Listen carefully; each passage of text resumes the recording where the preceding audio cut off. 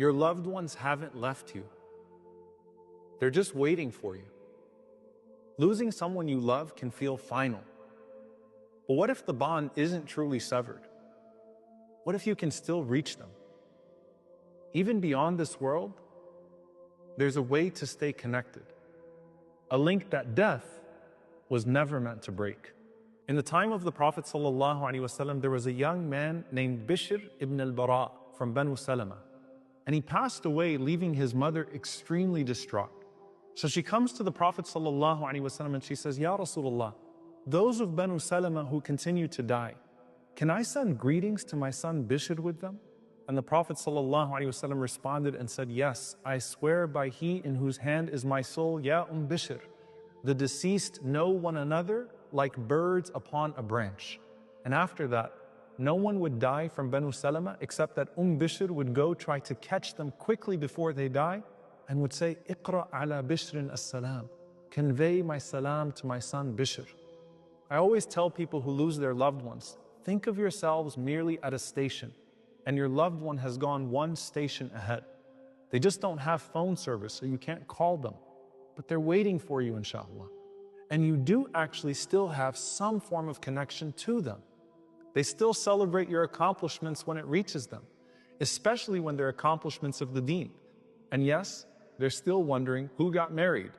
Abu Ayyub radiallahu ta'ala anhu said that when the soul of a believer is taken, the other believers rush to him to say, what happened to so-and-so?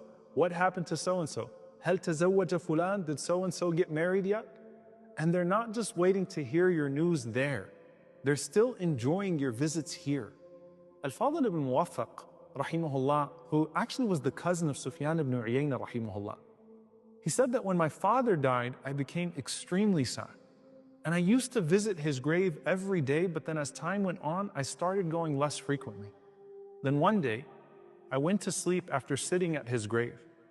And I had a dream in which I saw my father's grave split open. And it appeared as though he was sitting alone in his grave, wrapped in his shroud, showing the signs of the dead. So I began to weep when I saw him. And he said, Ya bunayya, ma abta'a bika anni, my son, why have you stopped coming to see me? So I replied, you know when I visit you?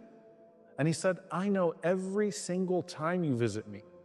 And when you used to visit me frequently, I would be comforted by your presence and I would be delighted by it.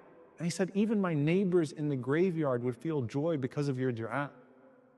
And even if you can't visit, your du'as and your deeds for your loved ones are far greater than any gifts you could have given them in this life.